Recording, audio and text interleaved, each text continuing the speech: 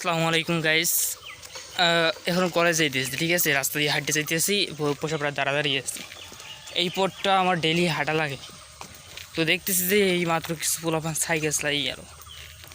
তো যে জিনিসটা বলবো যে জীবনে যেই পরিমাণ সাইকেল চালাইছি আমি, অনেকেই হয়তো আমার মতো বয়সে এত পরিমাণ সাইকেল চালায় না সাধারণত।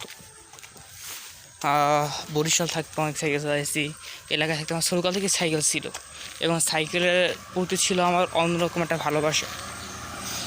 লাস্ট টাইম আমি যখন অ্যাক্সিডেন্টের আগের দিন রাত্রেও আমি যখন বাড়িতে আসছি বরিশাল থেকে সাইকেল আসছি, তো বাড়িতে যেতাম বরিশাল থেকে পুরোটাই সাইকেলে।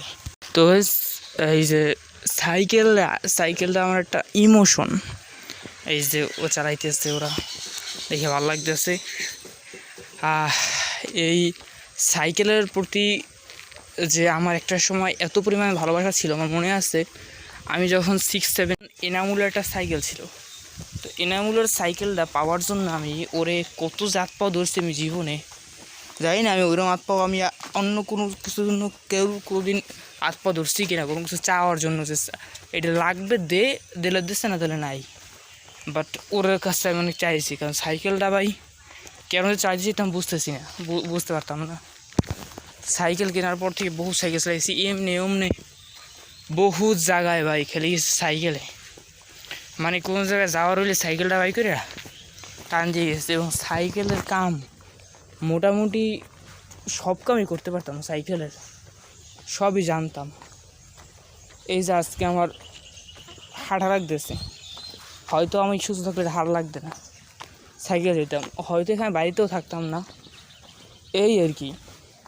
তো এই যে সাইকেলের প্রতি ভালোবাসা এখন দেখলে এটা শুধু আফসোস লাগে যে জীবনে আসলে কত মজাই না করছি। সাইকেলে কত দূর দূরান্ত পথ পাড়ি দিছি, বন্ধুবান্ধব মিল্লা অনেক দূরে গেছি সাইকেলে। হয়তো সুস্থ থাকলে এখনও আরও অনেক দূরে যাইতে পারতাম। যেখানে মন চাইছে টান দিয়ে চলে গেছে সাইকেলটা রইয়া। প্রতিবার বরিশাল এসে গেছে সাইকেলে। তো সেই দিনগুলো আর ফিরে আসবে না, এগুলো শুধু কল্প কাহিনী এবং স্বপ্নেই আজীবন বেঁচে থাকবে।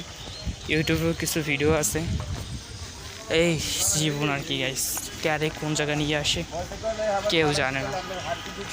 তো গাইস দেখা হবে পরবর্তী কোনো ভিডিওতে, সে পর্যন্ত ভালো থাকুন। আসসালামু আলাইকুম।